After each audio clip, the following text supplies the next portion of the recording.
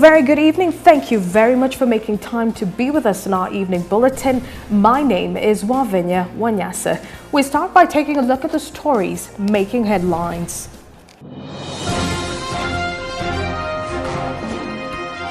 Evacuation of Kenyans living in Liberia.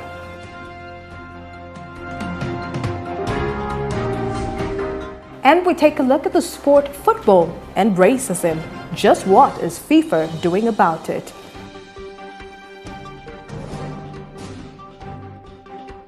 Welcome. Now, tension is high in the country following the planned arrival of 12 Kenyans who were living in the Ebola-stricken West African country of Liberia. The Kenyan government is assisting the 12 Kenyan nationals to return home after they were stranded in Liberia since the onset of the outbreak. Here's more on that story.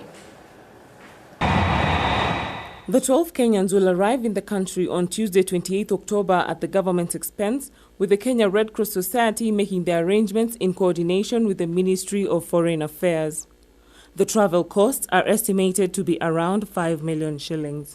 The Ministry of Foreign Affairs, through its Twitter account, said that, and I quote, "Evacuation arrangements have taken long due to logistical issues as well as necessary precautionary measures that had to be addressed," end of quote. The group will depart from Liberia on Monday on a Brussels Airlines flight, and once in Kenya, they will remain under observation for 21 days to ensure they are not infected with Ebola. With growing concerns that the country is not fully equipped to handle Ebola cases, there is indeed a cause for panic if any of the 12 Kenyans coming present symptoms of Ebola. Every single hospital that's at risk of at an entry point must have an isolation unit that is proper, a proper isolation unit. Every single facility that deals with healthcare must have running water, must have gloves, must have training for the health workers to screen for Ebola. Every single Kenyan citizen must be told what needs to be done in the event of an outbreak, because this is the best way to fight the infection. The government's efforts to bring home the stranded Kenyans from Liberia is commendable. However, the World Health Organization confirms 10,000 deaths globally caused by the virus. The Ministry of Health will now have to step up its screening and monitoring of the 12 Kenyans to ensure the protection of all Kenyans from the virus.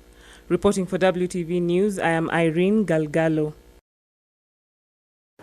Now, this story brings us to the feedback question of the day, and we would love to know from you. Do you believe that Kenya is Ebola-free?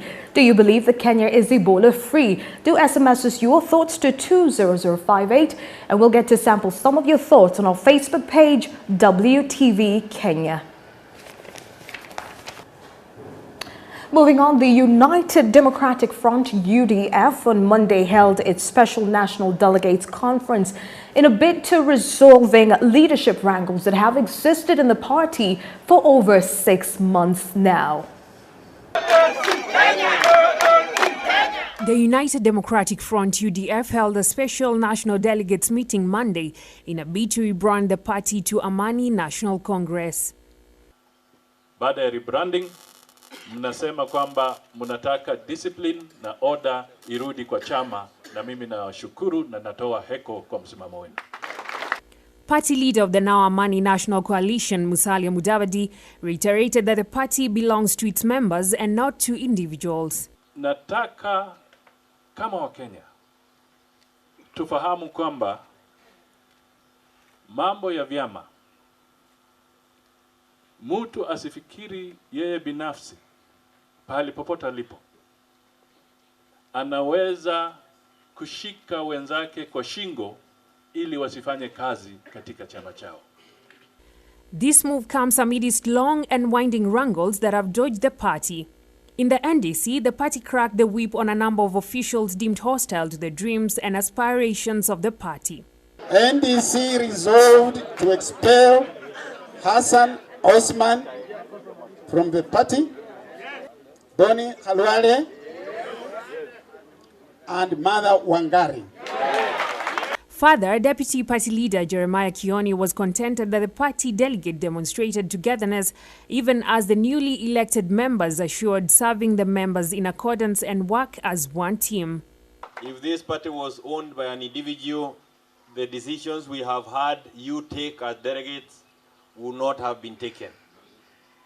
And there is no other party in this country that has gone through this process ahead of us. We have said it before that we have had to take the leadership on many issues. We have mentioned before that this is the only party that has been able to bring their MCAs together in the country to a retreat in Lamu, and we made resolutions that were ignored by those whom you have disciplined. And it is important that we continue taking that leadership.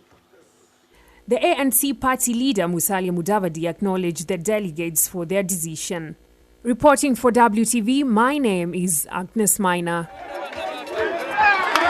Now, the opposition coalition court has so far collected 3 million signatures in their referendum push. This is 2 million more of the set minimum. Now, this week, court is expected to present the signatures to the IEBC as stipulated in the Constitution to further proceed with the process. Raymond Bogwa tells us more. The opposition party CORD is expected to present 1 million signatures to IEBC this week as it launches its second phase of the push for the referendum. Accordingly, the coalition leaders Raila Odinga, Kalonzo Musyoka and Moses Wetangula said that waiting for 5 million signatures as earlier planned would waste time and delay the referendum until after the 2017 elections. Tunataka kuweka formula kwa katiba ambayo itahakikisha kwamba kila kabila wanakuwa na quota yao. CORD said that the Okoa Kenya referendum push will be successful. The CORD leader said the initiative has gained a lot of popularity among Kenyans and that they will win the referendum vote. So far, CORD has managed to bag 3 million signatures, way above the initial 1 million target. Last week, Raila told the Independent Electoral and Boundaries Commission, IEBC, to start preparing for the vote. The polls showed that only 38% of Kenyans support the referendum, a worrying statistic for the CORD coalition. The CORD leader, Raila Odinga, is expected to speak out further on the referendum this week. Reporting for WTV News, I'm Raymond Bogwa. And on the entertainment front, the last Kenyan contestant at the Big Brother Africa house has been evicted. We take a look at Melvin Alusa while at the Big Brother Africa house. Big Brother.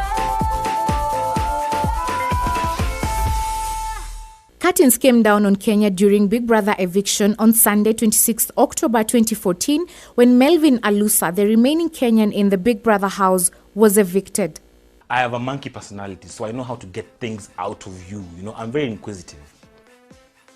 I have an aggressive personality. Melvin's eviction was exactly 1 week after Sabina Stadler, the Kenyan female representative, was evicted from the house.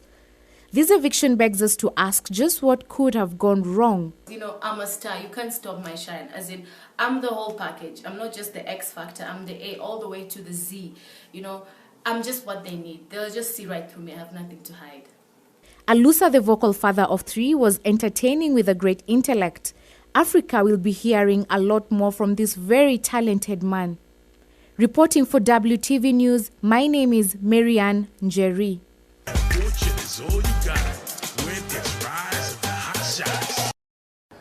And we heard earlier asked, what do you think? Do you believe that Kenya is Ebola free? Do you believe that Kenya is Ebola free? Do let us know through our SMS lines 20058. And we get to sample some of your thoughts and post them on our Facebook page, WTV Kenya.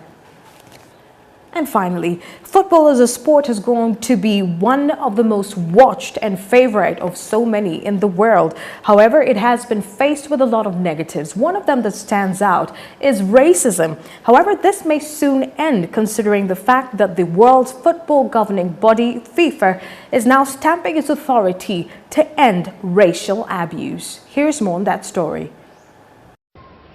Insomma, un pizzico di preoccupazione in più. More than any sport in history, football has united the world more than ever. The game brings people together from every nation across the world.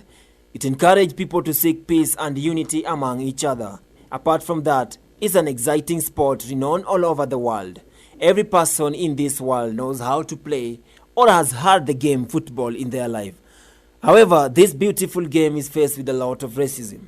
This is bad. This is bad because we are just on this task force against racism, and in 2 weeks we will have our FIFA Congress, or a little bit later, doesn't matter, but we will have a resolution that will be binding for everybody. Both African and South American players have fallen victim of racism, especially those applying their trade in European leagues. Italian clubs are among the most widely criticized by the football governing body FIFA for the act of racism. They haven't made any, I would say, investigation to see what has happened. And just to give a pecuniary sanction, this is not valid. This is not valid, it's not acceptable. Because you will always find money. What is 50,000 euros or $50,000 for such an incident? This is not correct, and I'm not happy. And I will call the Italian Federation. It's not a way to deal with such matters. FIFA has now imposed a heavy penalty, which include ban for life, financial implication, sanction to all club members, including the fans. This is a way of ending racism in the most celebrated game in the world. Africa has produced some of the best outstanding players in the football arena.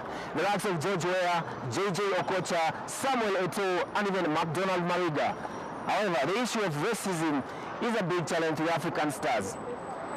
FIFA is now posting heavy penalties to clubs whose fans are engaged in racism act. Radin Biko reporting for WTV, Nairobi. Well, that's it from our news desk this evening. Do have yourselves a blessed one. My name is Wavenya Wanyasa. Good night.